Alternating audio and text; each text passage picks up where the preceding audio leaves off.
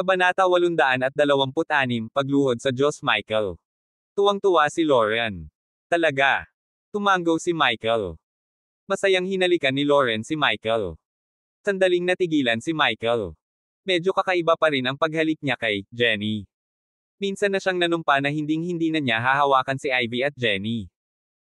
Sa huli, dahil kay Lauren, muli siyang naging intimate sa kanila. Napakahirap talagang labanan ang tadhana.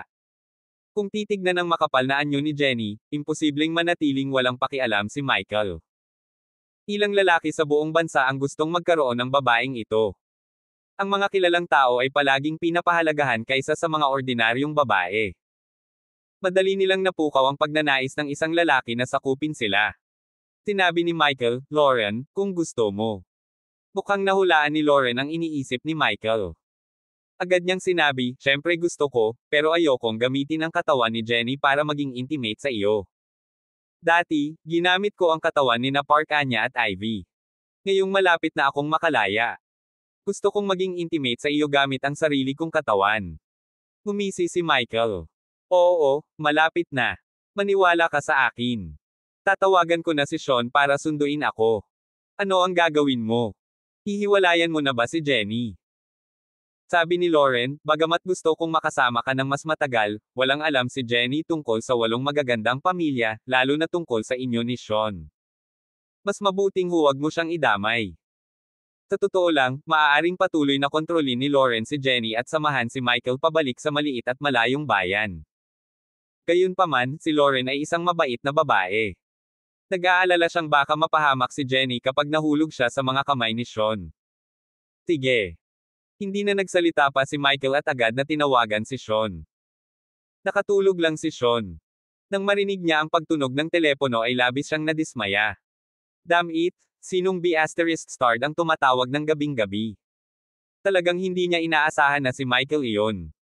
Laging hindi pinapansin ni Michael ang kanyang mga tawag. "Michael." Nang makita ang caller ID, bumangon si Sean mula sa kama. "Kamusta?" "Sean, halika at sunduin mo ako ngayon gamit ang isang eroplano." Natigilan si Sean. "Payag ka bang bumalik?" "Hahaha, ang galing. Hintayin mo ako. Pupunta ako sa Hawaii. Susunduan kita ng personal." Tuwang-tuwa si Sean. Agad siyang kumuha ng magpapalipad ng eroplano papunta sa villa ni Michael. Itinaboy din ng mga tauhan niya ang mga reporter at fans na iyon. Nang marinig ang tunog ng eroplano sa labas, naghanda si Michael na umalis. Sa ngayon, nahiwalay na si Lauren kay Jenny, na mahimbing na natutulog sa kama. Sa pagtingin kay Jenny, hindi maiwasan ni Michael na mag-alala para sa batang ito.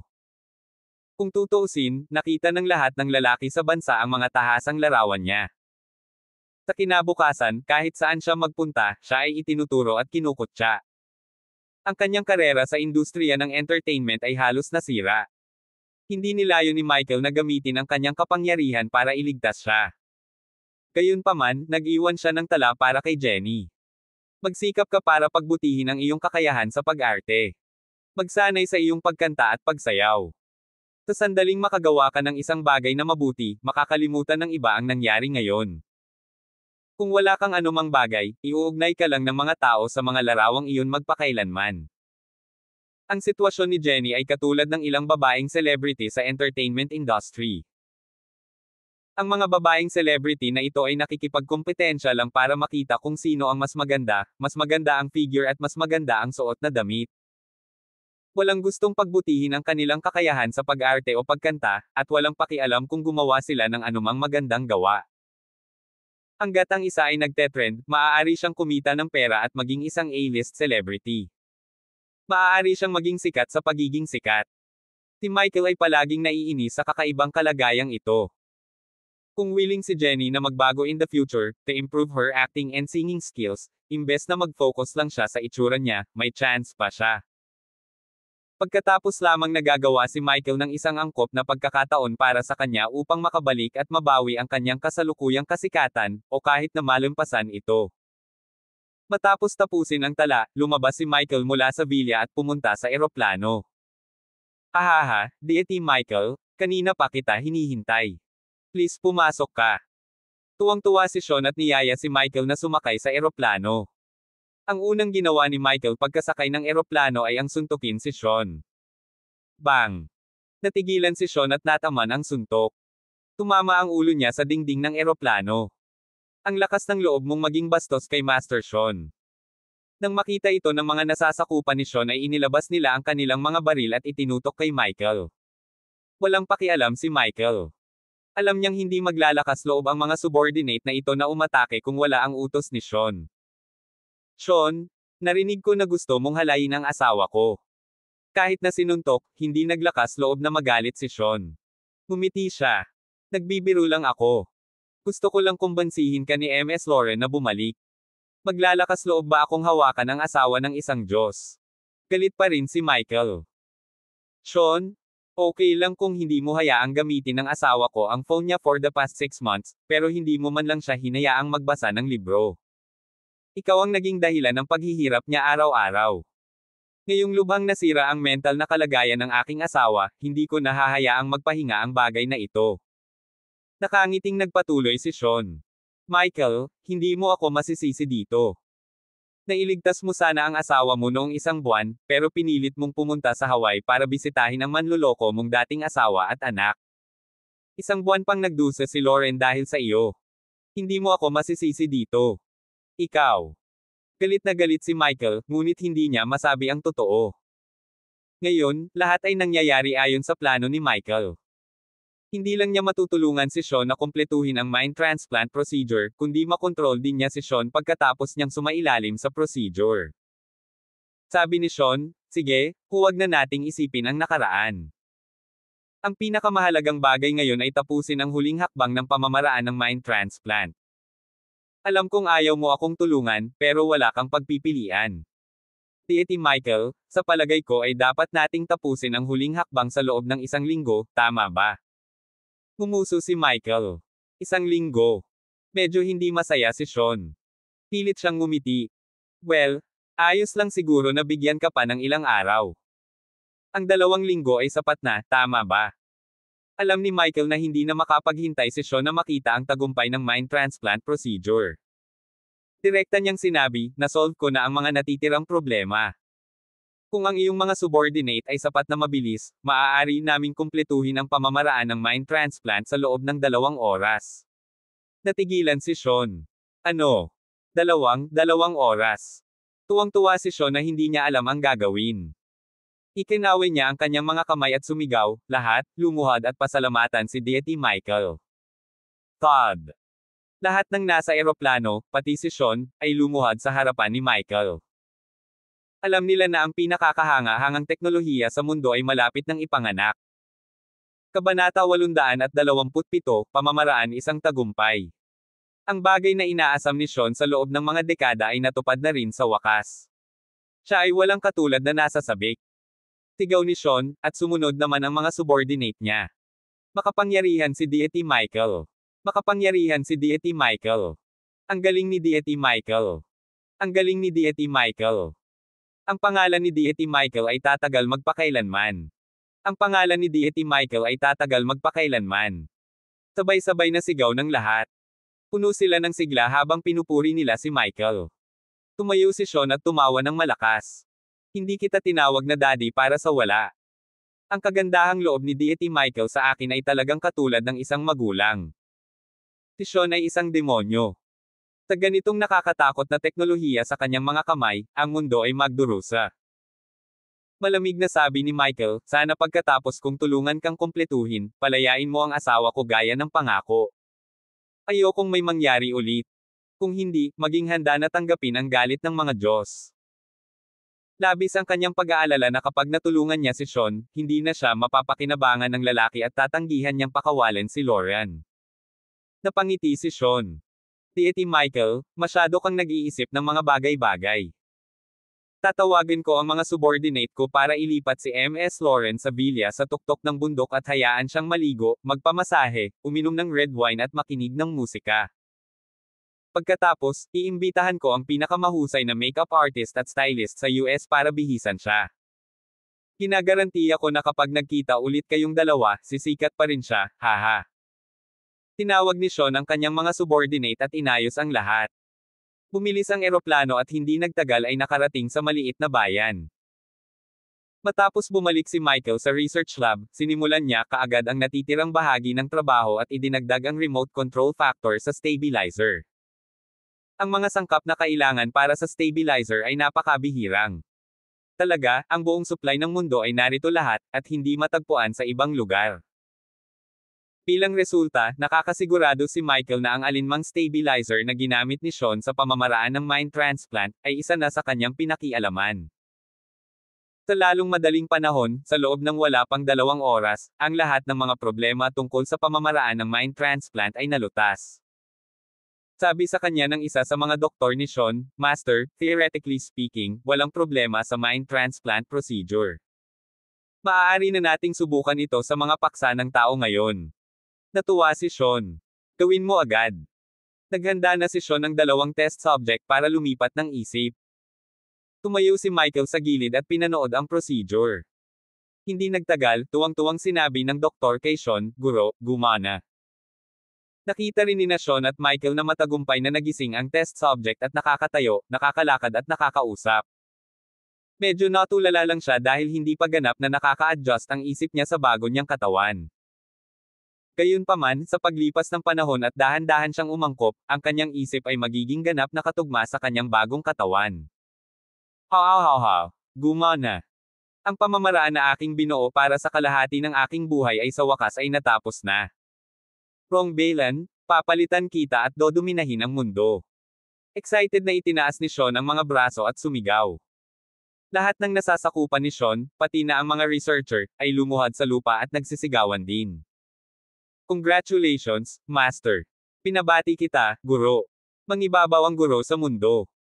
Kay ambisyoso at kakilakilabot." Malinaw na naramdaman ni Michael na si Sean ay isang mas nakakatakot na pag-iral kaysa kay Wrong Balan.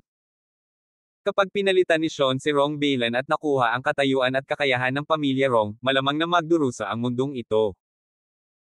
Bagamat hindi mabuting tao si Wrong Balan at hindi pala kaibigan sa Michael, hindi siya masyadong nakikialam sa kasalukuyang kaayusan ng mundo kahit na may kapangyarihan siyang kontrolin ang lahat. Pero kung si Sean, babaguhin niya ang mundo ayon sa sarili niyang kagustuhan. Walang masyadong sinabi si Michael. Anyway, kaya niyang kontrolin si Sean anumang oras. "Sean, successful ang experiment ngayon. Hayaan mo ang asawa ko." Bahagyang lumingon si Sean at malamig at mayabang na tumingin kay Michael. Ibang-iba ang titig na ito sa kaninang nagmamakaawa kay Michael. Ang kanyang mga mata ay nagpahayag ng layuning pumatay. "Damn it, this B***star is going back on his word after using me." Medyo natarante si Michael, ngunit pinanatili niya ang kanyang kalmadong ekspresyon. "Sean, huwag kalimutan na ako ang Diyos. Alisin mo ang iyong masasamang pag-iisip at palayain ang aking asawa. Huwag kalimutan na ako ang Diyos. Nahulaan ko na nagagawin mo ito." Gumagamit si Michael ng napaka-advanced na diskarte sa pag-uusap para manipulahin ang pag-iisip ni Sean. Gusto nga ni Sean na gawing mahirap ang mga bagay para kay Michael, ngunit nang isipin niya ang tungkol sa kanyang pagkakakilanlan bilang isang Diyos-Diyosan, nagpasya siyang pabayaan ito pansamantala. Gayunpaman, mayabang pa rin ang ugali ni Sean. Sinimulan niyang tawagan si Michael sa kanyang unang pangalan. "Michael, maganda ang ginawa mo sa nakalipas na 6 na buwan, pero huwag mong isipin na iyon lang. Kung may mangyari man sa hinaharap, hahanapin pa rin kita." Sabi ni Michael, "Huwag kang mag-alala. Mayroong 2 taong garantiya. Kung may mga problema, haharapin ko sila." Malamig na ngumuso si Sean at sumenya sa mga subordinate, hindi pinansin si Michael. "Hindi mapagpasalamat na kapwa. Napakabastos at cold niya ngayon pagkatapos akong gamitin. Hindi man lang siya nagpasalamat sa akin." Si Sean ay talagang isang kasuklam-suklam na tao. Naging magiliw siya kay Michael sa nakalipas na 6 na buwan, na halos nakalimutan na ni Michael ang kanyang tunay na ugali. Sa kabutihang palad, tinupad ni Sean ang kanyang salita at pumayag na palayain si Lauren. Sa pangunguna ng mga subordinate ni Sean, dumating si Michael sa mansion kung saan kasalukuyang naruroon si Lauren. Dati, sinabi ni Sean na gusto niyang kumuha ng pinakamahusay na makeup artist at stylist para kay Lauren. Pinayagan niya itong maligo at makinig ng musika sa mansyon. Dapat ay mas mabuti na ang kalagayan ni Lauren ngayon. Sa pintuan, malamig na sinabi ng subordinate ni Sean, nasa loob. Pumasok ka at hanapin mo siya. Inutusan din ng subordinate ang mga gwardya na bumalik sa kanya. Parang wala silang balak na pigilan si Michael na paalisin si Lauren. At least tinupad niya ang kanyang salita. Mabilis na pumasok si Michael sa mansyon.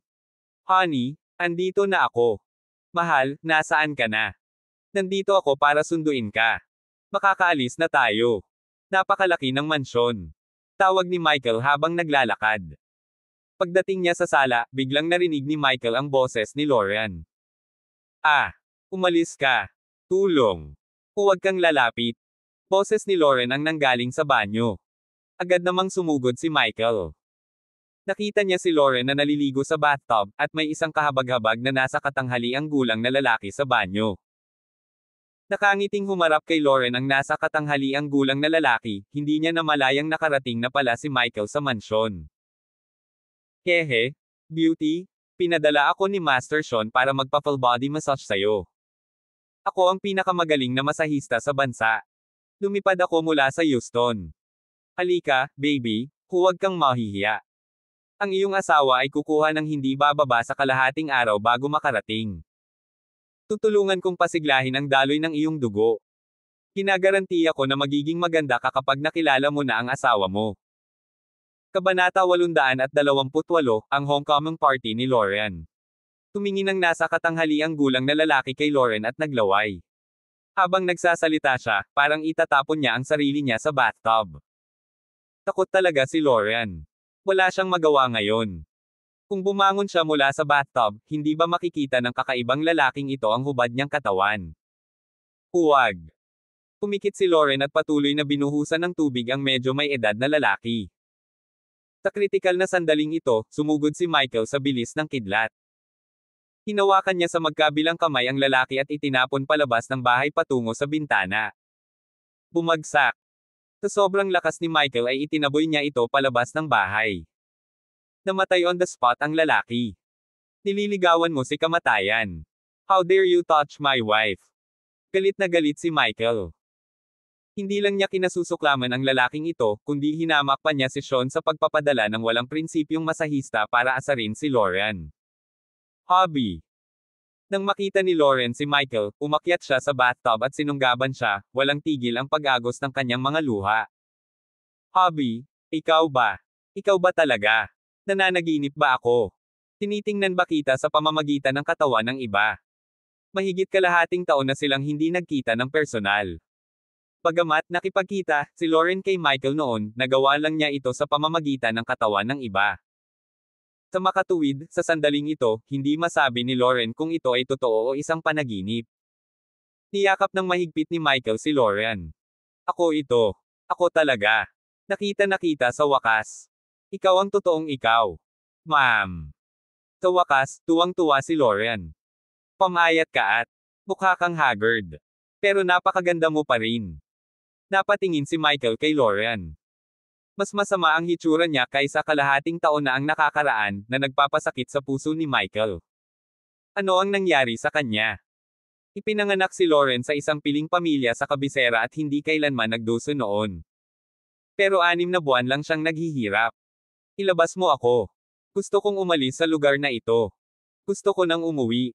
Sige. Hinailan ni Michael si Lauren palabas ng tub. Pagkatapos niyang magbihis, sumakay kaagad si Michael sa eroplano kasama si Lauren at lumipad patungong kabisera. Sa eroplano, tiningnan ni Michael ang manipis na figure ni Lauren at ang marupok nitong side profile. Sumakit ang puso niya at sinisisi niya ang sarili niya. Bagamat hindi na niya mabilang na beses itong sinabi, muling humingi ng tawad kay Michael. Pasensya na honey.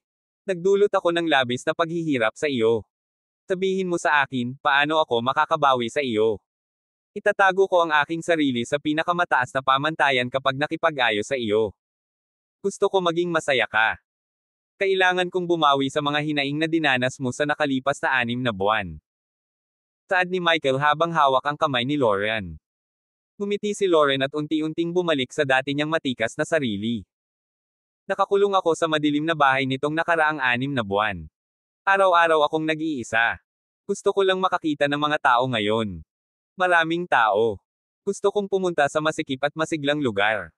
Hobby, samahan mo ba ako? Tumanggo si Michael. Siyempre. Dahil gusto mo itong maging masigla, paano kung mag-organisa ako ng isang party para sa iyo? Sige, tawagan mo sina nanay, tatay, Victoria at mga kaibigan ko. Gusto kong makakita ng mga tao ngayon. Gusto kong makaramdam ng maingay at masiglang kapaligiran. Agad namang pumayag si Lauren. Ngumiti si Michael. Dahil magdaraos siya ng homecoming party, paano ito magiging kasing simple ng pagtawag lang sa ilang kamag-anak at kaibigan? Dahil gusto ni Lauren na maging masigla at engrandi, mag-oorganisa si Michael ng pinakamasigla at pinakadakilang party sa lahat. Si Michael ay gaganapin ang party ng siglo. Gusto niyang imbitahan ang lahat ng pinakasikat na tao sa mundo para ipagdiwang ang pagbabalik ni Lauren. Hinalikan ni Michael si Lauren. Honey, umuwi ka na at magpahinga ka ngayong araw. Simula bukas, magdaraos ako ng isang linggong homecoming party para sa iyo. Kinabukasan, biglang lumabas ang isang trending topic online, Capital Airport. Nang makita ng marami ang trending topic, naisip nila na may nangyari sa airport sa kabisera. Kung hindi, bakit ito magiging trending? Sa totoo lang, hindi iyon ang nangyari. Trending ang Capital Airport dahil hindi na mabilang ang mga celebrity na lumitaw doon ngayon. Ang pinakasikat na aktor, artista at music hero sa US ay sunod-sunod na lumitaw. Hindi lang iyon, dumating din ang mga international superstar mula sa iba't ibang panig ng mundo. Halimbawa, ang Coldplay mula sa UK at BTS mula sa South Korea. Nabaliw ang lahat sa internet. Ano ba? Bakit ang daming big name celebrities na pupunta sa kabisera ngayon? May award ceremony ba? Pakisabi sa akin kung aling mga parangal o kaganapan ito. Ang daming big name celebrities. Ang tiket ay dapat na nagkakahalaga ng $10,000. Sino ba ang nakakapag-imbite ng napakaraming celebrities ng sabay-sabay? Imposible. Walang nakakaalam na ang mga bigating singer na ito ay inimbitahan ni Michael na magtanghal para kay Lauren. Gaganapin ngayon ang homecoming party ni Lauren. Inimbitahan ang lahat ng mga awit na nagustuhan niya, at kakantahin nila ang kanyang mga paboritong kanta. Sa 7 p.m., 80,000 katao ang nagtipon sa isang pangunahing stadium. Lahat sila ay may hawak na tiket sa homecoming concert ni MS Lauren at mukhang tuwang-tuwa. Napakagaling nitong MS Lauren. Nagdaraos siya ng napakagandang party. Inimbitahan pa niya ang pinakasikat na music hero sa mundo. Ang kahanga-hanga ay ang kanyang asawa, si Mr. Hudson, di ba? Napakadoting na asawa. Naiinggit ako. Maaaring pinaghigpitin ni Michael ang pag-access sa party at inimbitahan lamang niya ang pamilya at mga kaibigan ni Lauren. Gayunpaman, nais ni Lauren na maging masigla ang kaganapan. Naramdaman din niya na dahil hindi madaling magtipon ng napakaraming sikat mula sa iba't ibang panig ng mundo, maaari rin nilang bigyan ng pagkakataon ang mga tao na puntahan at panoorin sila. At iniisip ko kung sumagi sa isip mo. Sa entablado, maririnig ang kantang, Need You Now. Masayang hinawakan ni Lauren ang kamay ni Michael at sinabi sa kanya, Hobby, madalas kong pinapakinggan ang kantang ito at iniisip kita. Para sa akin ito ay nangyayari sa lahat ng oras. Masayang sabi ni Lauren kay Michael, Hobby, naalala mo ba? Sa unang pagpunta ko sa bahay mo, kinanta ko ang kantang ito. Ngumiti si Michael at sinabing, I remember. Masyado kang nainom noong araw na iyon at binuhat kita pabalik sa iyong kwarto. Nakakainis.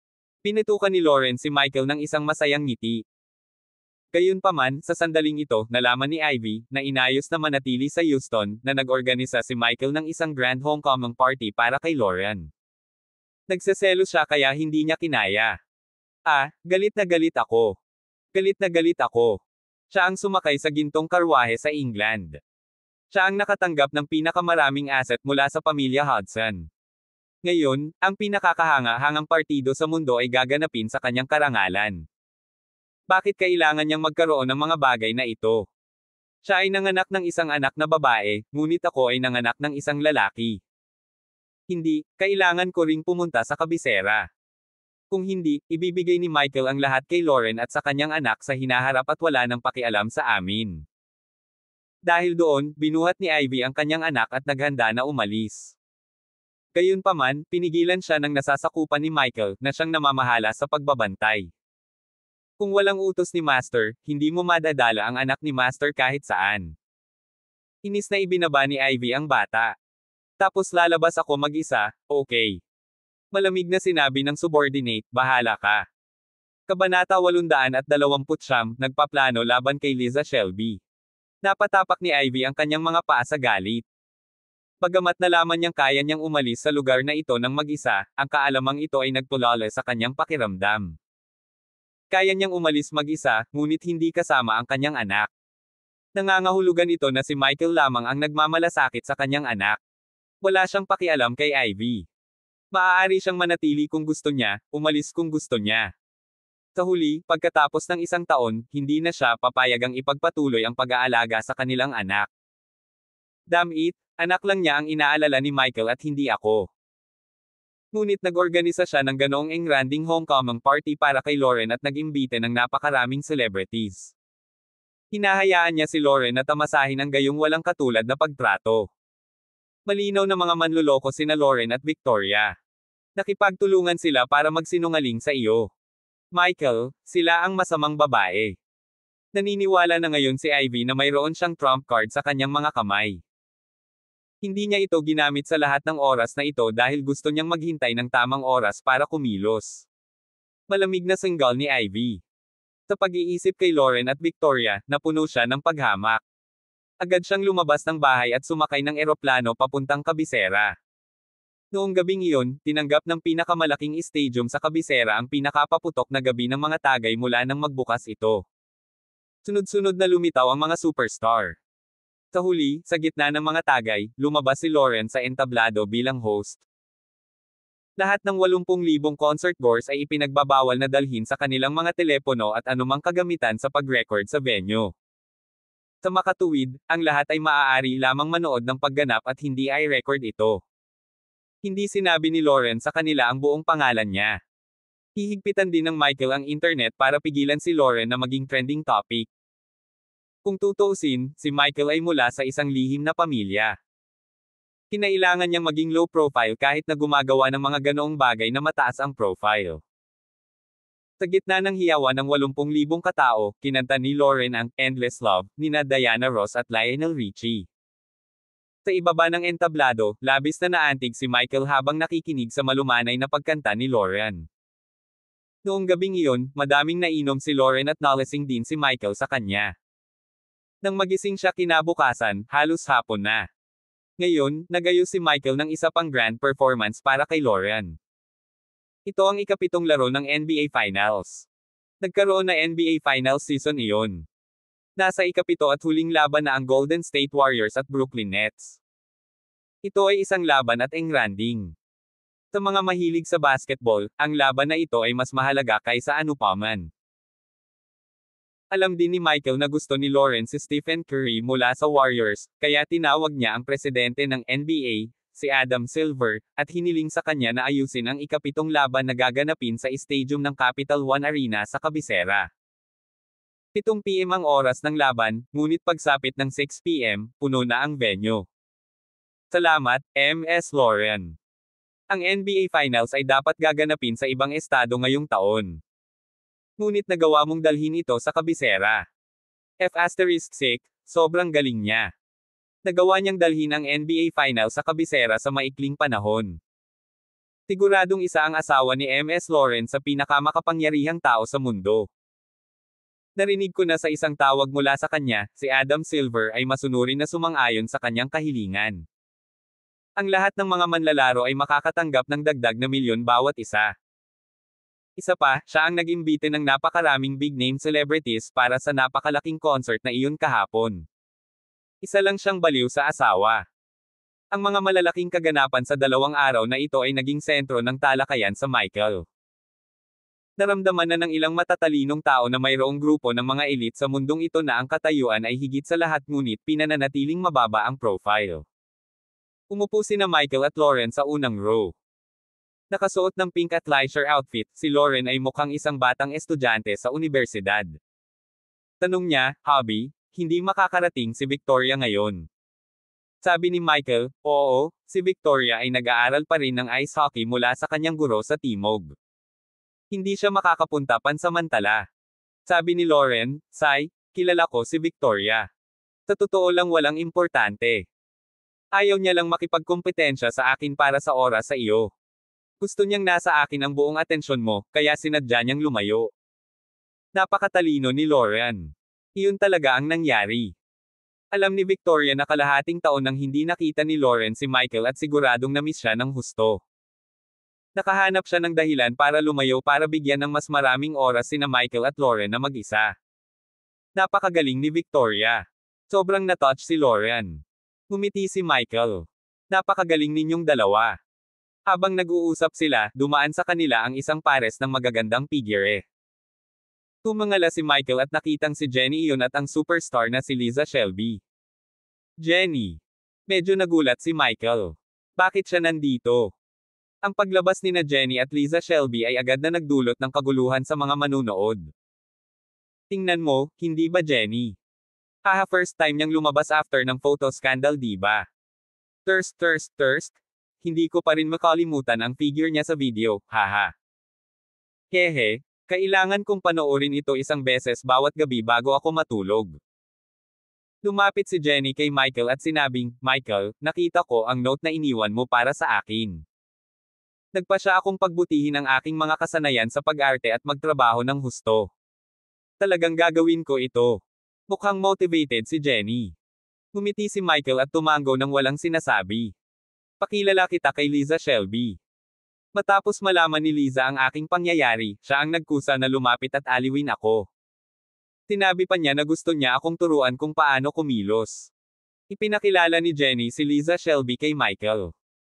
Biglang naalala ni Michael na noong una niyang ikasal si Ivy, sinabi ni Jenny na idol niya si Liza Shelby. Sa hindi inaasahang pagkakataon, naging kaibigan ni Jenny ang kanyang idolo pagkatapos sumali sa entertainment industry. Kamusta? Magalang na binati ni na Michael at Lauren si Liza Shelby. Hindi lang kakaiba ang hitsura ni Liza Shelby, ngunit mayroon din siyang katangi-tanging husay sa pag-arte at gumawa ng maraming magagandang pelikula. Isa rin siya sa iilang aktres na hinangaan ni Lauren sa bansa. Sa sandaling ito, isa pang pamilyar na boses ang biglang tumunog. Hehe, nagkataon lang. Nandito na ang lahat. Napatingin si Michael sa boses. Si Sean yun. Sa tabi niya ay ang kanyang babae, si Paris Gildan. Bakit nandito si Sean? Damn it, ikinulong niya si Lauren ng kalahating taon. Hindi ko pa nai-settle ang score sa kanya. Natarante si Lauren nang makita si Sean. Anong ginagawa mo dito? Galit na sabi ni Michael kay Sean. Ang mga tiket ng laro ay ibinebenta online at ang Michael ay hindi naglagay ng anumang mga paghihigpit. Hanggat may pera ang isa, maaari silang bumili ng mga tiket para manood ng laro. Ngumiti si Sean kina Michael at Lauren. Huwag kang mag-alala, hindi ako nandito para sa iyo. May enjoy mo ang laban na ito. Pagkasabi noon ay sinulyapan ni Sean ang celebrity na si Liza Shelby. Napansin ni Michael na nakatingin din si Paris Gildan kay Liza Shelby na hindi moari ang ekspresyon. Kabanata 830, niloko si Lauren. Palibhasa'y nagsilbi sa tabi ni Sean araw-araw, si Paris Gildan ay mayroon na ngayong parehong masamang ngiti sa kanyang mukha, na nagpapakilig sa isa. Biglang naalala ni Michael si Sean na sinabi noon na pagkatapos maging matagumpay ang mind transplant procedure, hahayaan niyang makipagpalitan ng isip si Paris Gildan sa big star na si Liza Shelby. Maaaring ito ay. Biglang nagkaroon ng masamang premonition si Michael. Sina Sean at Paris Gildan ay wala dito para kina Michael at Lauren, ngunit si Liza Shelby. Nagbatian sina Liza Shelby at Paris Gildan. Silang dalawa ay naging celebrity sa entertainment industry sa loob ng maraming taon, kaya natural na magkakilala sila. Gayunpaman, napuno ng tensyon ang kanilang pag-uusap. Paris, matagal na kitang hindi nakikita. Akala ko wala ka na sa industriyang ito. Kumusta ka kamakailan? Kung gusto mong umarte, I can recommend you a role. Napakabait na sabi ni Liza Shelby sa kanya. Gayunpaman, napakabagsik ng tugon ni Paris Gildan. Liza, nasabi ko na talaga na mas magiging sikat ako sayo. Hindi ito ang katapusan para sa akin. With that, lumakad siya ng mayabang na nakahawak pa rin sa braso ni Sean. parang alanganin si Liza Shelby. Nagkaroon siya ng ilang mga nakaraang salungatan kay Paris Hilton. Ginoo. Michael, M.S. Lauren, ikinagagalak kitang makilala. Babalik muna tayo sa mga upuan natin. Hindi natuloy sa pagtayo doon si Liza Shelby. Magalang siyang nagpaalam kina Michael at Lauren. Ngumiti ang mag-asawa at tumango kay Liza Shelby. Pagkaalis ni Liza Shelby at Jenny, sinabi ni Lauren kay Michael, hindi naman masama si Liza Shelby. Hindi siya nagpapalabas bilang isang celebrity. Napakabait niya at hindi mapagpanggap. Tumango si Michael. Siya ay isang pambihirang natatanging artista sa industriya ng entertainment sa US. Matapos magdebo si Liza Shelby, hindi na niya pinalaki ang sarili sa mga walang kwentang promotional activities. Siya ay palaging umaasa sa kanyang trabaho upang makakuha ng pagkilala. Iisa lang ang naging boyfriend niya at walang mga iskandalo. Ang kanyang social media account ay nagkaroon lamang ng kalat-kalat na mga post tungkol sa kanyang mga pusa o ilang mga larawan ng kanyang sarili na walang makeup. Hindi tulad ng ibang mga celebrity, na ang mga post sa social media ay kinuha at puno ng mga promotional plug. Hindi siya kailanman nag-abalang gawin ang mga ganoong bagay. Sobrang hinangaan din siya ni Michael. Talagang ayaw niyang mapalitan ng isang babaeng tulad ni Paris Hilton ang isang napakahusay na artista. Hindi nagtagal, lumabas ang mga manlalaro mula sa magkabilang panig upang magpainit, at naging napakasigla ng eksena. Masaya ang mga tagahanga sa pagkakaroon ng NBA Finals dito sa kabisera, at gayon din ang mga manlalaro. Pinabayaran sila ng dagdag na milyon bawat isa. At ang lahat ng mga tagahanga dito ay masigasig, dahil ang larong ito ay isang hindi inaasahang treat. Ang stadium ng Capital One Arena sa kabisera ay isa ring grand venue. Ang tagay, ang daming tao, hahaha, ang ganda ng atmosphere. Masayang tumalon si Stephen Curry, ang star player ng Warriors. Iniunat ni Kevin Durant, ang basketball star ng Nets, ang mahahabang braso. Ang sarap sa pakiramdam na nandito ka. Dalawang star player na hindi ng daan-daang milyon ang naglakad patungo sa Michael upang ipahayag ang kanilang pasasalamat. Dude, ito ay masyadong cool. Ito ay napaka-cool. Kahanga-hanga ang mga tagahanga dito. Long time no see, Michael. Hindi ko inaasahan na magpalit ka ng asawa sa loob lang ng isang taon. Hoy, Kevin, ang galing mo magsalita. Dati, nakilala ni Michael sina Curry at Durant nang dalhin niya si Victoria sa Japan para manood ng Olympics. Pagkatapos batiin ni Michael ang dalawa, sinabi niya kay Curry, gusto ng asawa ko na makipaglaro sa iyo ng 3-pointer. Ngumiti si Curry. Walang problema. Naglakad si Lauren sa gitna ng court at naglaro ng 3-pointer game kasama si Curry. Ang 3-pointer ni Lauren ay palaging tumpak sa nakaraan. Sa kasamaang palad, nawalan siya ng labis na timbang sa nakalipas na 6 na buwan at hindi siya makapag-shoot ng tumpak. Ngunit napakabuti ni Curry tungkol dito. Hinikayat niya itong magpatuloy sa pagsisikap at itinuro sa kanya kung paano gamitin ang kanyang lakas. Labis na inggit ang mga manunood. I want to be a rich and beautiful woman in my next life para makuha ko si Curry na magturo sa akin kung paano mag-shoot. Buho, inggit na inggit ako. Pagkatapos mong maging isang mayaman at magandang babae, kailangan mong malaman kung paano pumili ng tamang asawa. Hindi ka makakatanggap ng ganoong pagtrato kung wala kang mabuting asawa. Sa sandaling ito, isa pang pamilyar na figure ang lumitaw. Nandito din si Ivy. Nang makita ni Ivy ang dalawang superstar na nagtuturo kay Lauren kung paano mag-shoot sa ilalim ng mga tingin ng libu-libong mga tagahanga, siya ay sumabog sa selos. Dati, si Victoria. Ngayon, si Lauren. Kailan kaya ang turn ko? Naglakad si Ivy patungo sa Michael at nagseselos na sinabi, Michael, hindi karapat-dapat si Lauren na gawin mo ito para sa kanya. Siya ay isang sinungaling. Nagsinungaling siya sa'yo. Boom! Sa court, dali-daling ibinaba ni Lauren ang bola at naglakad nang marinig ang boses ni Ivy. Inis na inis si Michael nang makita si Ivy. Alam niyang naiinggit ito kay Lauren. Sabi niya, Ivy, please know your place. Si Lauren ang asawa ko. Sino pa ba ang magiging worth it? Ikaw. Nang makita ni Ivy si Lauren na naglalakad ay agad niya itong inakusahan. Lauren, tell me, nagsinungaling ka ba kay Michael? May tinatago ka ba sa kanya? Grabe ang pagbabago ng ekspresyon ni Lauren. Nang makita ito, natigilan si Michael sa reaksyon ni Lauren. Kung tutuusin, alam na alam ni Michael kung paano basahin ang mga ekspresyon ng mga tao. Ang reaksyon ni Lauren ay malinaw na nagpapahiwatig na tama si Ivy. Paano iyon? May alam ba talaga si Ivy? Sa nakalipas na taon, naging mas matalino at matala si Ivy. Hindi na siya ignorante gaya ng dati at hindi na siya nang ahas na susulan si Michael ng basta-basta. Kung wala siyang alam, hinding-hindi siya maglalakas loob na galitin si Michael ng ganito. Ngumuso si Ivy. Ano? Wala kang lakas ng loob na aminin. To think na mahal ka ni Michael. Inimbitahan niya ang lahat ng celebrity sa mundo na ipagdiwang ang iyong pagbabalik, ngunit naglihim ka sa kanya. Karapat-dapat ka ba sa pagmamahal niya? Karapat-dapat ka ba sa ganoong pagtrato? Agad namang hinawakan ni Michael ang wrist ni Ivy at nag-exercise ng kung anong puwersa. Ivy, kung ayaw mong mawala ng mukha sa harap ng maraming tao, umalis ka kaagad sa lugar na ito. Kung hindi, baka hindi ko mapaglabanan ang paghampas sa iyo. Sumasakit ang balingkinitang katawan ni Ivy sa pagkakahawak ni Michael. Itinabi niya ito sa isang tabi at tinitigan ang kanyang mga nasasakupan, na nagpapahiwatig na ilalabas nila si Ivy. Habang hinihila palabas si Ivy ay tumatawag pa rin siya kay Michael.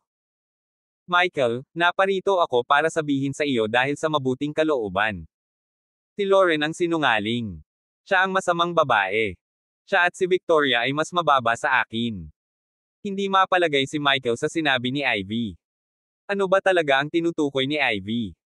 Ano ang tinatago ni Lauren sa kanya? Hindi kaya. May nangyayari si Lauren sa ibang lalaki. Hindi kaya. May relasyon si Lauren. Kabanata 831, pinili kong patawarin siya. Hindi kaya nanloko si Lauren noon. Kung hindi, bakit naman magiging mayabang si Ivy para pintasan si Lauren? Si Ivy ay naglakas loob na kausapin siya ng buong kumpiyansa, marahil ay dahil si Lauren ay nakagawa ng parehong pagkakamali sa kanya. Bukod dito, hindi nang ahas si Lauren na pabulaanan siya. Napatingin si Michael sa mukha ni Lauren. Mukha talaga siyang guilty. Damn it. Ganun ba talaga? May kasalanan ba talaga sa akin si Lauren? Hindi makapaniwala si Michael, ngunit lahat ng kanyang pagbabawas ay tila nakasandal sa direksyon na iyon. Kung niloko si Lauren, kailan pa? Inakala ni Michael na ang nakalipas na 6 na buwan nang siya ay ikinulong ni Sean, ang pinakamalamang na oras para magkaroon ng relasyon si Lauren. Sa isang banda, si Lauren ay kontrolado ni Sean at walang pagpipilian. Baka hindi niya mapaglabanan kung may gustong gawin sa kanya si Sean. Sa kabilang banda, walang nakitang tao si Lauren sa panahong iyon. Siya ay nasa kanyang pinakamalungkot at pinakamahina. Gayunpaman, mabilis na tinanggihan ni Michael ang posibilidad na ito. Imposibleng malaman ni Ivy kung niloko siya ni Lauren sa nakalipas na 6 na buwan. Walang koneksyon sina Sean at Ivy. Sa madaling salita, dapat nangyari ang affair ni Lauren bago siya nahuli ni Sean. Bago iyon. Hindi talaga maintindihan ni Michael kung paanong nanloko si Lauren bago siya nahuli ni Sean. Tumingin si Lauren kay Michael nang may kasalanan at sinabing, hobby, ay. Halatang may gusto siyang ipaliwanag kay Michael, pero hindi niya magawa. Ngayon, magsisimula na ang NBA Finals. Ito ang magiging pinakakapanabik na laban ng taon at lahat ay labis na nasasabik tungkol dito. Ayaw masira ni Michael ang mood ng lahat dahil dito. Ginawa niya ang lahat ng ito para kay Lauren para mapasaya siya. Kahit na nagkaroon siya ng relasyon, umaasa pa rin siya na magiging masaya siya. Biglang na-realize ni Michael na double standards pala siya kina Lauren at Ivy. Hindi matatawaran ang pangangalunya ni Ivy. Ito ay hindi mapapatawad. Siya ay ab-asterisk. Gayunpaman, pagdating kay Lauren, hindi napigilan ni Michael ang sarili na kamuhian siya. Lalo na nang makita niyang medyo haggard at gloomy ang dating magandang Lauren. Habag at pighati lang ang naramdaman ni Michael sa kanya. Kaya naman, pinili ni Michael na huwag ituloy ang usapin at sa halip ay binago ang paksa. Honey, sino sa tingin mo ang mananalo ngayon? Sino ang mananalo ng championship? Nawala ang kaba ni Lauren dahil sa kabaitan ni Michael. Isang blissful flush ang lumitaw sa medyo haggard niyang mukha. Ngumiti si Lauren at sinabing, pipili ko ang Golden State Warriors. Hindi pa nanalo ng FMVP si Stephen Curry. Sana manalo siya ng isa. Tumango si Michael at inakbayan si Lauren. Ngumiti siya. Katulad mo rin ako, mahal. Tingin ko mananalo din ang Warriors. Kapag kinuha ni Curry ang FMVP mamaya, hahayaan kitang umakyat sa entablado para ibigay sa kanya ang award na ito.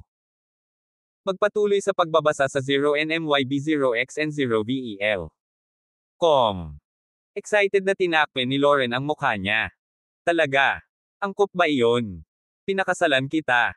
Hindi ba dapat maging low profile tayo? Mayroong daan-daang milyong mga tagahanga ang nagbigay pansin sa laban na ito. Kung ibibigay ni Lauren ang award kay Curry, malamang na sikat na siya sa buong mundo. Bilang isang lihim na pamilya, ang mga Hudson ay palaging nananatiling mababang profile at iniiwasang magpakita sa publiko tulad nito. Sabi ni Michael, hindi ko hahayaang i-broadcast ng media ang eksenang iyon, at wala ring balita. Huwag kang mag-alala. Samantala, pinag-usapan din ni Sean at Paris Gilden ang kompetisyong ito. Dumating silang dalawa ngayon para kidnapin si Liza Shelby at panoorin ng live ang kompetisyon. Si Sean ay isang basketball fan, ngunit ang kanyang paboritong bituin ay si Magic Johnson. Masayang-masaya ngayon si Paris Gilden dahil alam niyang malapit na siyang maging si Liza Shelby, ang pinaka-nakasisilaw na female celebrity sa US entertainment industry. Hinawakan ni Paris Gilden ang braso ni Sean at tinanong, Master Sean, aling koponan ang sinusuportahan mo? Ngumiti si Sean at tumingin sa mga naglalaro sa field. Nasa panig ng Warriors sina Curry at Thompson. Nasa panig ng Nets sina Durant, Owen at Harden. Napangiti si Sean. Nagdulse si Thompson ng Achilles tendon rupture at dapat ay wala na ngayong season. Ngunit si Michael ay lihim na nagpadala ng isang doktor mula sa pamilya Hudson upang gamutin siya. Kahit na ano, si Michael ang Diyos. Talagang susuportahan niya ang Warriors at kung sino man ang susuportahan ay mananalo. Walang suspense. At saka, bagamat mukhang makapangyarihan ang tatlong higanti ng Nets, matanda na si Durant at laging natatalo ng bola si Owen. Wala ring espesyal si Harden. Hindi naman talaga siya top-notch talent. Sa kabaligtaran, si Curry ay medyo sumasabog kamakailan.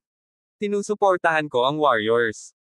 Sa pagsuporta ng dalawang elite personnel na ito sa Warriors, natapos nga ang laban gaya ng inaasahan nila. Sa huli, nilipol ni Stephen Curry ang kanyang kalaban sa pamamagitan ng slam dunk mula sa penalty line at pinangunahan ang koponan na maging kampyon. Sa sandaling iyon, ang lahat ng mga tagahanga sa mundo ay nagkakagulo. F***sake. Pwede talagang mag-dunk si Curry mula sa penalty line. Siya na talaga ang nangungunang manlalaro ng Golden State Warriors ngayon. Sa totoo lang, katamtaman lang ang galing ni Curry sa pagtalon at nasa 30s na rin siya. Imposibleng gumawa siya ng slam dunk mula sa penalty line. Kasalukuyan siyang pasabog dahil sa tulong ni Michael. Sa huli, umakyat si Lauren sa entablado at iniharap ang trofeo ng FMVP sa kanyang paboritong star player. Nang matapos ang laban, bumalik sina Michael at Lauren sa villa para magpahinga. Magkahiwalay silang naligo. Biglang nabahala si Michael nang umakbay si Lauren sa kanyang lace nightie. Sa pagtingin sa magandang figure ng kanyang asawa, nakaramdam ng kilabot si Michael nang maisip niya kung paano siya niloko nito. Bukod kay Michael, walang lalaki sa mundong ito ang kwalipikadong makuha siya. Kung ordinaryong mag-asawa, tiyak na tatanungin ng asawa ang kanyang asawa. Gayunpaman, hindi ginawa ni Michael. Pinili pa rin niyang huwag banggitin ito. Nagtiwala siya kay Lauren. Simula ng araw na pinakasalan niya ito, 100% ang tiwala niya sa babaeng ito. Masyadong nagdusa si Lauren para sa kanya. Walang karapatan si Michael na tanungin siya. Nang mahiga si Lauren, ngumiti si Michael sa kanya. Pagod ka siguro ngayon. Matulog ka na. Pagkasabi nito ay pinatay ni Michael ang bedside lamp at humiga para matulog. I-click. Sa hindi inaasahang pagkakataon, pagkatapos patayin ni Michael ang ilaw ay binuksan ni Lauren ang mga ilaw sa gilid niya. Lumingon siya kay Michael na may seryosong ekspresyon. Hobby, alam kong pinaghihinalaan mo na may relasyon ako. Kabanata 832, Lauren, hindi kita pinagtaksilan. Bagamat hindi nilayo ni Michael na ituloy ang bagay na ito, si Lauren ay hindi katulad ng mga masasamang babae na magaan ang pakiramdam sa pagiging nakatakas, at magkunwaring walang nangyari. Seryosong sabi niya kay Michael, "Hobby, hindi ako Diyos. Wala akong kakayahang hulaan ang hinaharap o basahin ang mga isip. Pero bilang babae, ramdam ko na pinaghihinalaan mo ako. Pinili mo na lang na huwag sabihin. Hobby, dapat maghinala ka na niloko kita di ba?" Ayaw pag-usapan ni Michael ang tungkol dito. Natatakot siyang mag-away sila. Katatapos lang ni Lauren ng 6 na buwang pagkakakulong at sa wakas ay naging masaya siya sa nakalipas na 2 araw. Ayaw niyang maputol ito ng pagtatalo nila. Gayunpaman, dahil si Lauren ang nagkusa na banggitin ito, kinailangan ni Michael na tumugon. Napabuntong hininga si Michael. "Hindi ko akalain na magiging walang magawa ako kahit na ako ay isang diyosa. Lauren, tama ang iyong intuition. Mayroon akong pagdududa sa iyo. Masasabi ko rin na hindi nagsisinungaling si Ivy. Ikaw, may tinatago ka talaga sa akin. Pero, ayokong masira ang relasyon namin dahil dito. Kahit na may nangyari sa pagitan mo at ng ibang lalaki, nagpasya akong patawarin ka." Natigilan si Lauren. Hindi niya inaasahan na sasabihin ito ni Michael sa kanya. Ito ang pinakamataas na pagpapakita ng pag-ibig. Dati, nang niloko siya ni Ivy, hiniwalayan siya ni Michael nang walang pag-aalinlangan, hindi siya binigyan ng pagkakataong magpaliwanag. Gayunpaman, iba ang pakikitungo ni Michael kay Lauren. Nakaramdam si Lauren ng matinding kaligayahan sa kanyang puso. Sabi ni Michael, "Lauren, ikaw ay isang natatanging babae. Sa nakalipas na 6 na buwan, nang angkinan mo sina Park Anya at Ivy, maaari mong gawin silang lumayo sa akin. Gayunpaman, hindi mo ito ginawa. Lalo na nung angkinan mo si Park Anya. Hindi ko alam na ikaw pala. Handa kang palakasin ang loob namin ni Park Anya. Paano ako makakasama ng ibang babae dahil ako ay isang lalaki at isang Diyos, ngunit hindi mo kaya? Iyan ay hindi tama. Tsaka sobra ka nang nahirapan dahil sa akin. Mag-isa mong pinalaki si Chloe nitong mga nakaraang taon, naghihintay sa akin, at hindi nagpakasal sa ibang lalaki. Hindi lang yun, buong taon kang ikinukulong ni Sean dahil sa akin. Kahit anong mangyari, hindi kita dapat sisihin. Dapat patawarin kita. Dahil sigurado ako na ako pa rin ang pinakamamahal mo." Niyakap ni Lauren ang sarili ni Michael at sumigaw, "Hobby. Magpatuloy sa pagbabasa sa MYB0X and 0BL. Com." Sobrang natouch siya na halos maiiyak na siya. Kahit sinong babae ay maaantig na marinig ang kanyang asawang magsalita ng ganoong mga salita. Tinapik-tapik ni Michael si Lauren. Nang maisip niya kung paano nagawa ng isang lalaki ang parehong bagay sa kanya noon, medyo hindi komportable si Michael. Gayunpaman, malumanay pa ring sinabi ni Michael kay Lauren, "Honey, it's getting late. Matulog ka na." Ngumiti si Lauren kay Michael. "Hobby, gusto kong sabihin sa iyo na kahit kailan ay hindi kita pinagtaksilan. Wala pa akong ginawang intimate sa ibang lalaki maliban sa iyo. Ikaw lang ang lalaki sa buhay ko. I swear to God, nagsasabi ako ng totoo." Nagulat si Michael. Hindi siya niloko ni Lauren. Sinabi na ni Michael na handa siyang patawarin siya. Kahit na may relasyon talaga si Lauren, mas pinili niyang aminin ito nang walang kahihinatnan. Gayunpaman, nanumpa si Lauren na patunayan na hindi niya kailanman ipinagkanulo si Michael. Bilang mapagmataas na anak na babae mula sa isang piling pamilya sa kabisera, hindi niya nakita ang pangangailangan na magsinungaling sa kanyang kapareha.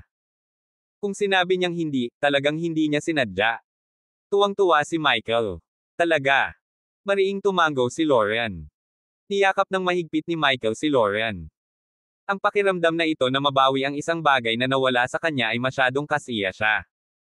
Napaka-makasarili pa rin ng mga lalaki. Maaari silang magpakatanga sa labas, ngunit hindi matanggap ang ginagawa ng kanilang mga asawa. Tungkol naman kay Michael, hindi siya hamak. Yung mga ilang beses na nakipagtalik siya sa ibang babae, wala siyang choice. Nakangiting tanong ni Michael, kung ganoon, bakit sinabi ng masamang babae na iyon, Ivy, na may tinatago ka sa akin? Akala ko may ibang lalaki ka. Seryoso pa rin ang ekspresyon ni Lauren. Hobby, masasabi ko lang na hindi ako nanloko, pero may tinago ako sa iyo. Hindi ko ba pwedeng sabihin sa iyo? Kinurot ni Michael ang mukha ni Lauren sabay ngiti. Siyempre. Kahit mag-asawa kami, dapat may sarili kaming space. Hindi mo kailangang ipaliwanag sa akin ang lahat. Mapapatay man o arson, wala akong pakialam. Basta wala kang ibang lalaki sa tabi, haha. Biro ni Michael kay Lauren. Alam niyang hindi siya gagawa ng mga ganitong krimen. Gayunpaman, ayaw talagang malaman ni Michael kung ano ang tinatago ni Lauren sa kanya. Isa lamang siyang karaniwang babae at hindi mula sa isang lihim na pamilya. Hindi siya maaaring nagtatago ng anumang bagay na masyadong hindi kapani-paniwala. Kasalukuyang hawak ng Michael ang kapangyarihang makaapekto sa buong mundo. Wala siyang pakialam sa mga walang kwentang bagay sa buhay. Tuwang-tuwang sinunggaban ni Michael si Lauren at nakipagtitigan dito. Naging dahilan ito upang magreklamo si Lauren. Kanina, gusto mong patayin ang ilaw at matulog. Pero pagkatapos kong sumumpa sa iyo na hindi kita pinagtaksilan, agad mo akong sinunggaban. Halatang naaabala ka sa pag-iisip na nanloloko ako. Walang masabi si Michael tungkol doon. Sige, kahit ang isang taong kasing haral ng isang Diyos ay maaari pa ring maging maliit. Sa sandaling ito, biglang nagring ang phone ni Michael. Si Pablo iyon. Nang makita ni Michael ang tawag ni Pablo, halos mahulaan na niya ang nangyari. Nakita ni Michael si Sean at Paris Gilden kanina sa basketball match at nahulaan nila na may gagawin sila kay Liza Shelby. Kaya naman, espesyal niyang pinadala si Pablo at isang grupo ng mga nasasakupan upang lihim na protektahan si Liza Shelby. Ngayong tumatawag si Pablo, malamang may nangyari. Tinagot ni Michael ang tawag. May nangyari ba? Nag-aalalang sinabi ni Pablo, oo, guro. Ang mga tauhan namin ay pinatay ng mga tauhan ni Sean. Tinukot nila sina Jenny at Liza Shelby. Bakit nandoon si Jenny? Medyo nagulat si Michael. Pahayag ni Pablo, after the game just now, magkasamang bumalik sa hotel sina Jenny at Liza Shelby. Hindi na bumalik si Jenny sa kwarto niya. Sa halip, sinundan niya si Liza Shelby sa kanyang silid. Sabay silang nahuli ng mga tauhan ni Sean. Paumanhin, guro. Hindi ko nagawa ng maayos ang trabaho ko. Please parusahan mo ako. Natural na walang intensyon si Michael na parusahan si Pablo. Normal lang na mas malakas ang mga nasasakupan ni Sean kaysa kay Pablo at sa iba pa. Kahit na binuo ni Michael ang Miraculous Serum, ito ay lubhang mahalaga. Hindi lahat ay kwalipikadong magkaroon nito ngayon. Galit na galit si Michael.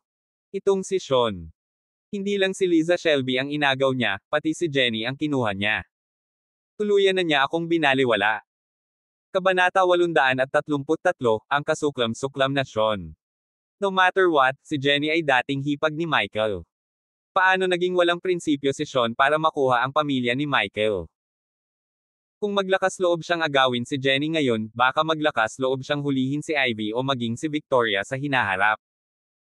Kung hindi siya pinigilan ni Michael sa pagkakataong ito, lalo lang magiging masungit si Sean.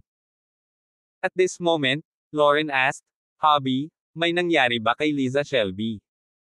Siya ay isang napakahusay na artista. Hindi siya dapat saktan ni Sean.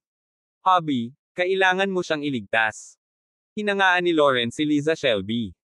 Bilang isang mahusay na kagandahan, alam niya na mahirap manatiling walang asawa sa loob ng maraming taon. Gayunpaman, sulit ito. Alam din niya na kapag nahuli na ni Sean si Liza Shelby, walang sino man sa mundo ang makakapagligtas sa kanya maliban kay Michael. Tumanggo si Michael kay Lauren bago inutusan si Pablo. Ipadala mo agad sa akin ang kanilang lokasyon. Ako mismo ang magsesettle ng score kay Sean. Oo, Master. Mabilis na nagbihis si Michael. Tinulungan siya ni Lauren na isuot ang kanyang sando. Habang ibinutis niya ang kanyang kamisete, pinaalalahanan siya nito. Hobby, iligtas mo na lang sina Liza Shelby at Jenny. Huwag mo nang awayin si Sean. Masyado siyang sinister. Natatakot akong masaktan ka. Galit na ngumuso si Michael. Itong B** starred. Noong ginamit niya ako para tumulong sa research niya, lumuhad pa siya at tinawag akong tatay. Sa nakalipas na 6 na buwan, palagi siyang mapagpakumbaba kapag nakikipag-usap sa akin. Hindi siya naglakas loob na suwayin ako. Pero ngayong naniniwala na siyang wala na akong silbi sa kanya, naglakas loob na siyang baliwalain at asarin ako. Pinakaayaw ko sa mga taong walang utang na loob. Tsaka kalahating taon kanyang ikinulong. Hindi kanya binigyan ng telepono, libro, piano, o anumang uri ng libangan. Gusto niyang mamatay ka sa kalungkutan. Paanong hindi ako matitiis? Sa puntong ito, nakikita ni Lauren ang kanyang ulo. Hobby, actually, Nagpadala pa rin siya ng isang tao para ayusin ang mga pelikula para sa akin. Bahagyang napawi ang galit ni Michael. Oh, mukhang hindi kumpletong B***starred ang lalaking ito. May kaunting konsensya siya. Ang pananatili sa isang bahay na mag-isa sa loob ng ilang taon nang walang anumang libangan ay labis na nagpapahirap. Kahit sino ay mababaliw. Gayunpaman, namula ang mukha ni Lauren. Gayunpaman, hindi sila seryosong pelikula. Ang mga ito ay ang mga bastos at tahasang mga pelikula. Hindi ako nang ahas na panoorin ang mga ito. Ano? Ang galit na katatapos lang humarap sa Michael ay agad na sumibol muli, at ito ay 100 beses na mas magulo kaysa dati. Ang moldite nitong si Sean. How dare he do that thing to you? Naikuyom ni Michael ang kanyang mga kamao, gusto niyang patayin ang B***starred na ito. Bakit niya ginawa iyon? Alam niya siguro na nag-iisa si Lauren sa bahay at gusto niya ang pagmamahal ng isang lalaki. Kaya naman, dapat sinadya niyang nagpatugtog ng mga ganoong pelikula para maengganyo itong gumawa ng move sa kanya. Hindi nang ahas si Sean na hawakan si Lauren, ngunit maaari niya itong tuksuhin na magkusa. Kaya kahit may mangyari sa kanilang dalawa, siguradong hindi maglalakas loob si Lauren na sabihin kay Michael ang totoo. At mukhang inosente si Sean. Ting. Nakatanggap ng lokasyon si Michael. Sean, B***starred ka. Sa panlabas, sinasabi mo na ikaw ay isang maginoo at hindi mo kailanman ginalaw ang aking asawa, ngunit malinaw na mayroon kang masamang intensyon. Galit na galit si Michael. Bumaba siya mula sa bintana at sumugod sa kinaroroonan. Samantala, kinaladkad sina Jenny at Liza Shelby papunta sa pribadong eroplano ni Sean. Nagpupumiglas at sumisigaw si Jenny. Pakawalan mo ako. Si Michael ang aking bayaw. Alam mo ba kung ano ang kahihinatnan ng pagkidnap sa akin? Bagamat hindi alam ni Jenny ang tungkol sa 8 dakilang pamilya o ang pagkakakilanlan ni Michael, ramdam niya na isa si Michael sa pinakamakapangyarihan at respetadong tao sa mundo. Lahat, kahit mga kriminal, ay matatakot sa kanya. Pero ngumiti lang si Sean. Jenny, hindi kita gustong agawin. Si Liza Shelby lang ang gusto ko. Pero ignorante kang babae, para kang tanga. Nagpumilit kang lumaban sa amin para tulungan si Liza Shelby. Ikaw ang nagpumilit na dumaikit kay Liza Shelby. Hehe, akala mo ba hindi ko alam ang relasyon niyo ni Michael? Nawalan na ng pabor ang pinsan mo. But anyway, I would dare kidnap you kahit mahal pa rin ni Michael ang pinsan mo gaya ng pagmamahal niya kay Lauren at Victoria. Matigas na sabi ni Jenny, you wouldn't dare. Sapagkat ang mga maglalakas loob na manakit sa aking bayaw ay mamamatay lahat ng malungkot. Walang exception. Smack. Tinampal ni Sean si Jenny. Bagamat marami siyang makapangyarihang pamamaraan at madaling pumatay ng tao, ang kanyang pisikal na lakas ay napakakaraniwan. Hindi ito isang malakas na sampal. Galit na sabi ni Sean, you little B***take, the entire country have already seen your hubad photos, yet you have the cheek to shout at me. Mukhang masyado akong mabait sa'yo. Dapat ay naglabas pa ako ng mga video mo at ng boyfriend mo, Xavier. Natigilan si Jenny. Simula ng insidenteng iyon, hindi na niya makontak si Xavier. Naisip niya na sadyang nagtatago ito sa kanya at naniniwala siyang tipikal mo lang siyang hamak. Tanong ni Jenny, ikaw ba ang naglabas ng mga larawan? Nasaan si Xavier? Anong ginawa mo sa kanya? Tumawa si Sean. Tama iyan. Ako ang nag-post ng mga litrato, hindi ang bobo mong boyfriend.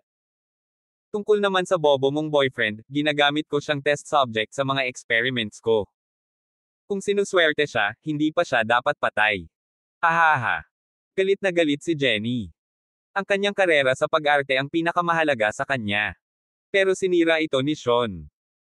Kinasusuklaman niya ito sa uri ng tindi na para bang pinatay niya ang kanyang mga magulang at nabangkarot. Kahit alam ni Jenny na may bentahe sa numero ang kabilang partido at mahina siyang babae na hindi posibleng manalo kay Sean, kinuyam pa rin niya ang kanyang pink na kamao at sinuntok siya. Papatayin kita, badi ka. Kahit na si Sean ay hindi isang partikular na malakas na tao, madali niyang makitungo sa isang babaeng celebrity na nag-diet upang mapanatili ang kanyang figure. Hinawakan ni Sean si Jenny at ngumiti ng masama. Hehe, sobra mong tinatama sa sarili mo. How dare you touch me? Dahil inihatid mo na ang sarili mo sa akin, wala akong choice kundi patikim. Hahaha. With that, pilit na hinalikan ni Sean si Jenny. Matapos siyang halikan ng 5 minuto, nais ni Sean na dalhin si Jenny sa isang pribadong silid sa eroplano. Pero bigla na lang maririnig ang mga iyak ng kanyang nasa labas na sinasabayan pa ng mga putok ng baril. Bang! Bang! Ah! Tulong! Maawa ka, Diyosa! Ah! Niyakap ni Sean ang balingkinitang baywang ni Jenny at nakasimangot. Damn it! Nandito si Michael. Kabanata 834, Mabangis na labanan kay Sean. Nang marinig ang mga salita ni Sean, kumilos si Jenny na parang ipinanganak na muli. Umiwalay siya sa pagpigil ni Sean at sumigaw. Nandito ang bayaw ko para iligtas ako. Tapos ka na. Mas mabuting bitawan mo ako ngayon at tumakas. Kung hindi, talagang tuturuan ka ng bayaw ko. Pero niyakap ulit ni Sean si Jenny. Ang babaeng celebrity na ito, na nakilala sa pagkakaroon ng pinakamahusay na figure sa industriya ng entertainment, ay napukaw ang interes ni Sean. Hindi man lang siya nag-alala sa pagdating ni Michael. Walang paraan na susuko siya sa pagtikim ng masarap na Jenny. Jenny, sa tingin mo ba talaga natatakot ako kay Michael? Nagkunwari akong natatakot sa kanya sa nakalipas na 6 na buwan dahil kailangan ko ang tulong niya. Pero ngayon, kahit paalisin ko kayo ni Liza Shelby sa harapan niya, anong magagawa niya sa akin? Sabay tayong bumaba. Ipapakita ko sa iyo sa sarili mo kung natatakot ako kay Michael. Dahil doon, hinawakan ni Sean ang braso ni Jenny at inakay sila ni Liza Shelby palabas ng eroplano. Pagkababa pa lang niya ng eroplano ay napagtanto ni Sean na may grupo ng mga lalaki ang dinala ni Michael dito. Hindi lamang si Pablo at ang kanyang mga tauhan, kundi maging si Lionel at ang kanyang pangkat. At si Michael mismo ay karaniwang isang one-man na hukbo. Bagamat mapanlin lang ang mga tao ni Sean, hindi nila mapigilan si Michael. Pumunta si Michael sa harapan at nakitang nagkusa na si Sean na bumaba. Nasa tabi niya sina Jenny at ang big star na si Liza Shelby. Galit na galit siya at sinigawan siya. Sean, lalo kang nagiging bastos. Malinaw kung binalaan ka na huwag hawakan si Liza Shelby, ngunit hindi mo lang siya kinidnap, ngunit nakuha mo rin si Jenny. Tuluyan mo na akong binaliwala. Hinawakan ni Sean ang wrist ni Jenny gamit ang isang kamay at proud na ngumiti. Hehe, tama ka. Michael, wala na talaga akong pakialam sayo. Gusto kong agawin silang dalawa. Wala akong pakialam kung pumayag ka o hindi. Michael, makinig kang mabuti. Wala ka ng halaga sa akin ngayon. Natupad ko na ang panghabang buhay kong hiling. Ang aking pamamaraan ay matagumpay. Susunod, maaari kong duminahin ang mundo pagkatapos kong harapin si Rong Belan. Sa panahong iyon, ang iyong buhay at kamatayan ay nakasalalay sa akin. Kailangan mong sundin ako. Sa wakas ay naihayag na ni Sean ang kanyang tunay na kulay. Noong nakaraan, ang dalawa sa kanila ay nagtutulungan ng napakabait upang patayin sina Park Sang-joon at Miyamoto Chujiro. Nailigtas pa ni Sean si Michael. Gayunpaman, ang lahat ng iyon ay para sa kanyang sariling kapakanan. Buong lakas na pumiglas si Jenny at sinabing, Michael, iligtas mo ako at si Liza at ipaghiganti mo ako. Hindi boyfriend ko ang naglabas ng mga hubad kong litrato, kundi itong B***starred. Hindi lang niya inilabas ang mga larawang iyon, kundi maling inakusahan kanya bilang pangunahing lalaki. Siya ang nag-akit ng napakaraming reporter at fan sa villa ni Ivy. Nang marinig ito, lalong nagalit si Michael. Sean, hindi mo lang sinira ang reputasyon ko, pero naglaro ka rin ng mga malalaswang pelikula para kay Lauren habang siya ay nakakulong. Ikaw B***starred, aayusin ko ang score na ito sa iyo ngayon. Magpatuloy sa pagbabasa sa MYB0xN0vel. Masasabi ni Sean na sasalakayin na siya ni Michael. Pinitawan niya si Jenny at tumawa. Ahaha, sige. Sa tingin mo ba natatakot ako sayo? Ikaw na basura. Kung wala ako, nakuryente ka na sana ni Park Sang-joon. Kung wala ako, hindi mo magagawang tumuntong sa tirahan ng Miyamoto, pabayaan ang pagpatay kay Miyamoto Chujiro upang ipaghiganti ang mga namatay na mamamayan ng Orlando. Ginawa ko lahat yan para sayo. Basura ka, gusto mo pa akong kalabanan. Galit na galit si Michael.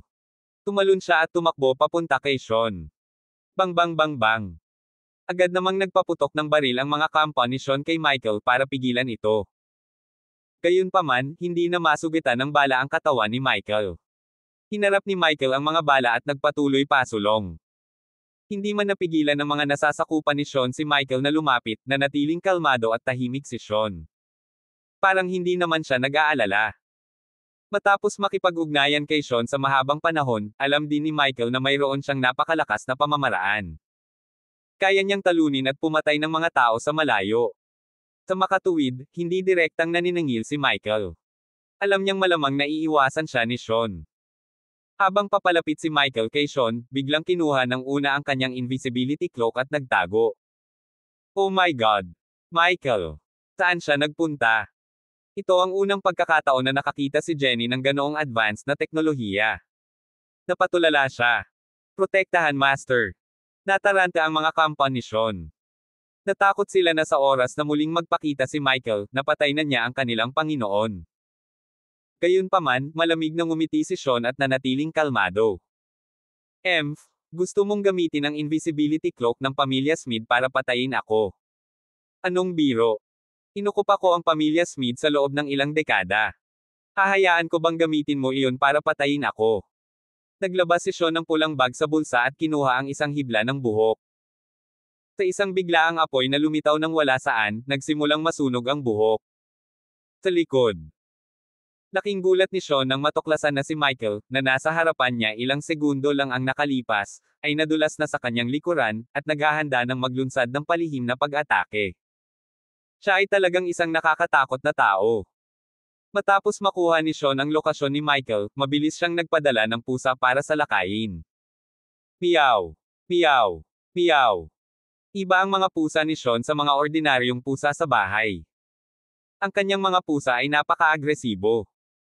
Akmang sasalakayin ni Michael si Sean nang mapagtanto niyang mahigit 10 pusa ang tumalon sa kanyang ulo.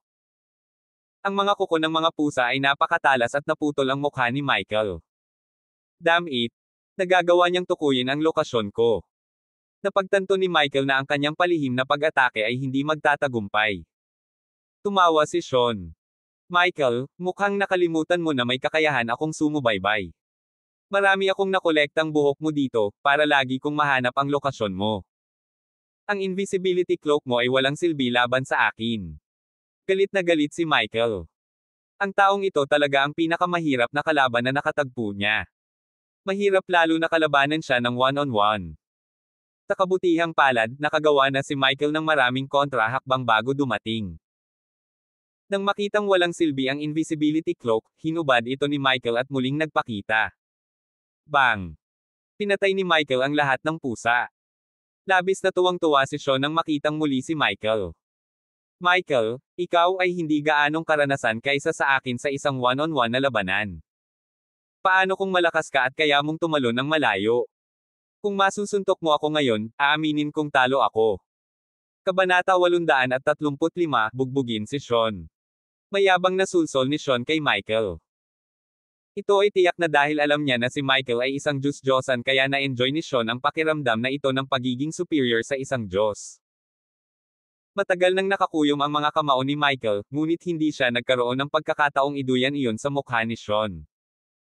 Sean, huwag mong kalimutan kung sino ako. Isa akong Diyosa. Anong karapatan mo para maging mayabang sa harap ko? Biglang pumikit si Michael, na para bang ginagamit niya ang kakayahan ng isang Diyos-Diyosan para mahulaan ang darating. Ano siya? Kinabahan si Sean sa wakas. Talagang sobrang ingat siya sa kakayahan ng Diyos ni Michael. Pagkatapos ng lahat, nakikita ni Michael kung ano ang mangyayari sa hinaharap, ngunit hindi makita ni Sean. Biglang iminulat ni Michael ang kanyang mga mata at agad na inutusan ang kanyang mga nasasakupan, lahat, lumayo kayo sa eroplanong ito. Huwag kang lalapit dyan. Pumunta sa bakanteng espasyo sa harapan. Natarante si Sean nang marinig ang bilin ni Michael. Damn it! Ano ang hinula ni Michael? Magkakaroon ba ng aksidente sa aking eroplano? Magkakaroon ba ng malaking kanyen? Napansin ni Sean na dumating din si Lionel mula sa Black Ops team. Alam na alam ni Sean kung sino si Lionel at kung gaano kakilakilabot ang kanyang koponan. Kaya alam niyang napaka-posible para sa kanya na maglunsad ng air raid dito mamaya.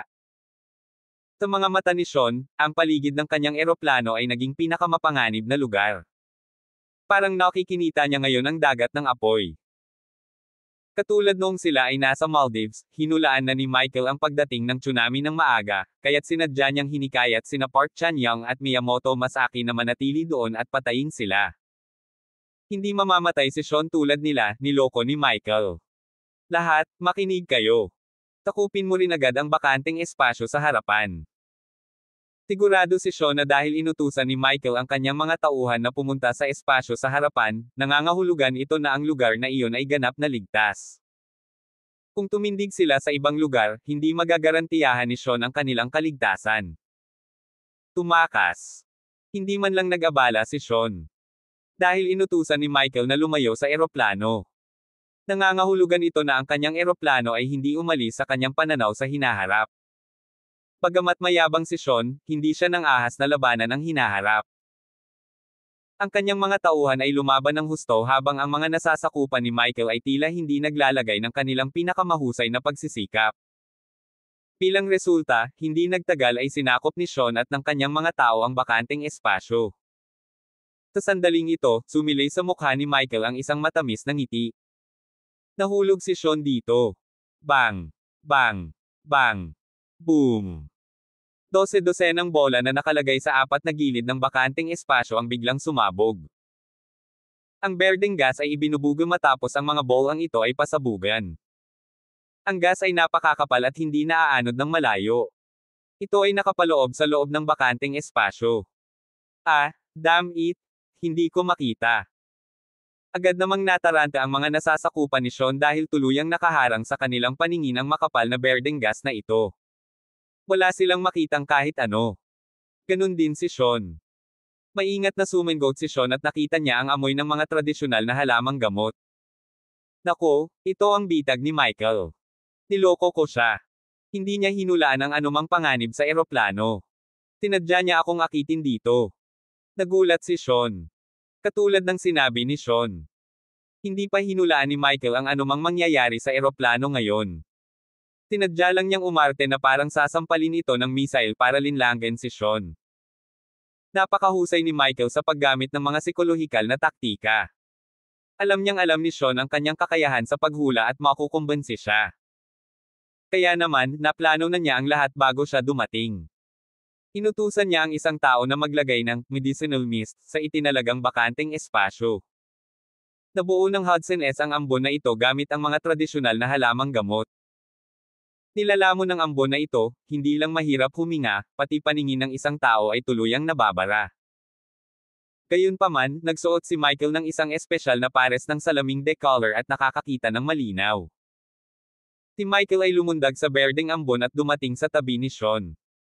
Sean, anong sinabi mo? Kung kaya kitang suntukin ng isang beses ngayon, aaminin mo na ang talo mo. Hindi naman nagmamadaling umatake si Michael dahil gusto niyang makita kung gaano kitikot si Sean. Talagang natatakot si Sean. Gayunpaman, sa ilalim ng gayong mga kalagayan, wala siyang paraan upang makitungo kay Michael. Bang! Nauna si Michael at sinuntok si Sean sa mukha. Arg! Napasigaw si Sean sa sakit at bumagsak sa lupa. Gustong sumugod ng kanyang mga nasasakupan para tumulong, ngunit nasukol sila ng mga tauhan ni Michael. Hinatak si Sean, binuhat siya ni Michael na parang sanggol na sisiw. Sean, aayusin ko ang mga score natin ngayon. Bang! Isa pang suntok ang ibinato ni Michael at galit na sinabi, ang suntok na ito ay para sa mga maduming pelikulang ipinakita mo sa aking asawa. Muling ibinagsak si Sean sa lupa, duguan ng husto. Hinawakan ulit siya ni Michael. Bang! Isa pang suntok ang itinapon. Sinabi ni Michael, ang suntok na ito ay para sa kawalang galang mo sa akin. Tinalikuran mo ako pagkatapos gamitin ako, ****starred ka. Hindi masyadong malakas ang pangangatawan ni Sean. Malubhang nasugatan siya sa dalawang suntok na iyon. Bagamat wala siyang pakialam sa katawan na ito at malapit nang kunin ang katawan ng iba, hindi maaaring ipagsapalaran ni Sean na bugbugin hanggang mamatay ni Michael. Deity Michael. Nagkamali ako, mangyaring maawa ka. Walang magawa si Sean kundi humingi ng awa kay Michael. Ngumiti si Michael. Huwag kang masyadong mabalisa. Hindi pa ako tapos mag-settle ng score ko sa'yo. Muli niyang hinawakan si Sean. This time, bago pa makapagsalita si Michael, biglang sumingit si Jenny. Michael. Para sa akin ni Liza ang suntok na ito. Hindi lang ako at si Liza ang inagaw ng B***star na ito, pero pilit din niya akong hinalikan ng 5 minuto. Buti na lang at dumating ka sa tamang oras. Kung dumating ka lang makalipas ang ilang minuto, baka tuluyan na akong nadungisan ng hamak na ito. Nanginginig si Sean. Hindi siya nagsasabi ng totoo. Tieti Michael, 3 minuto ko lang hinalikan ang ex-in-law mo. Ang huling 2 minuto ay bang. Bago pa matapos magsalita si Sean ay muling sumuntok si Michael. Wala siyang pakialam sa mga kasuklam-suklam na detalyeng iyon. Basta ginawa ni Sean, karapat-dapat siyang bugbugin. Sa loob ng ilang segundo, si Sean ay binugbog sa lupa at wala ng lakas na lumaban. Sa sandaling ito, isang malakas na hangin ang hamampas. Itong hangin ay galing sa eroplano ni Sean. Himala, ang bugzo ng hangin na ito ay nagawang tanggayan ang medicinal mist ni Michael. Na-save. Sa wakas ay nakita na ni Sean ng malinaw.